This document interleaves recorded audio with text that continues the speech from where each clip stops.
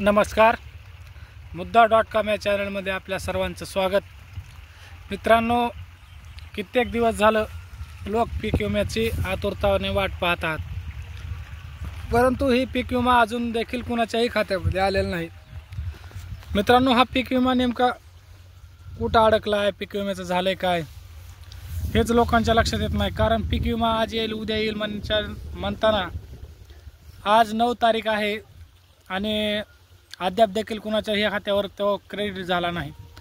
लातूरसारख्या जिल्ह्याला तर अजून त्याचा म्हणजे काहीच निभाव लागलेला नाही की तो कधी पडेल, काय होईल, म्हणजे तो नेमका येणार आहे की नाही अशा प्रकारचा संभ्रम शेतकऱ्याच्या मनामध्ये आता तयार होत आहे. मित्रांनो, ही जी काही रक्कम शेतकऱ्याला द्यायचा प्रसंग त्या सांगितला होता, त्याच्यामध्ये त्यांनी बोललं होतं की शेतकऱ्याला प्रत्येक रक्कम दिली जाईल, परंतु अद्याप देखील खात्यावर कुणाच्याही रक्कम आलेली नाही. लोकांची भावना अशी आहे की आज पडेल उद्या पडेल, पण ती रक्कम तुमच्या खात्यामध्ये आलेली नाही. नेमकी ती रक्कम तुमच्या खात्यावर का आली नाही आणि ती येणार आहे का तुम्हाला आता त्याच्यावरच समाधान मानावं लागेल नुसत्या बातम्यावर, अशा प्रकारची माहिती आता मीडियामध्ये बोलताना शेतकरी बोलत आहेत. परंतु ही रक्कम जी आहे मित्रांनो, वाटप होणार आहे 100%, परंतु ह्याची तारीख 15 तारखेपर्यंत वाटप करण्याचे निर्देश आपले निष्क्रिय कृषी मंत्री माणिकराव कोकाटे यांनी दिलेले आहेत.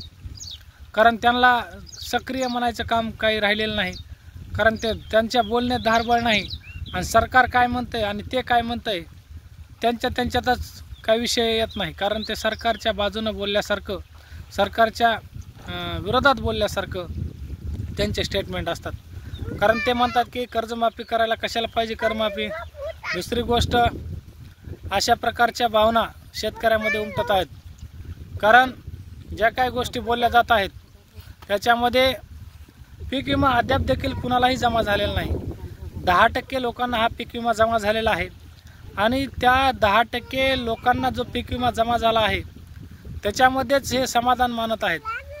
परंतु अशा प्रकारचं 10% लोकांमुळं सगळ्यांना पीक विमा मिळेल आणि सगळ्यांना अपेक्षा लावून ठेवायच्या, अशा प्रकारचं सरकारनं अजिबात करू नये असं सरकारला शेतकऱ्याच्या वतीनं सांगणं आहे. कारण शेतकरी चिंतातूर आहे, शेतकरी आशेनं तुमच्याकडे बघत आहे की 2 रुपये त्याला शेतकऱ्याला मिळतील, परंतु असं कुठंही होताना दिसत नाही.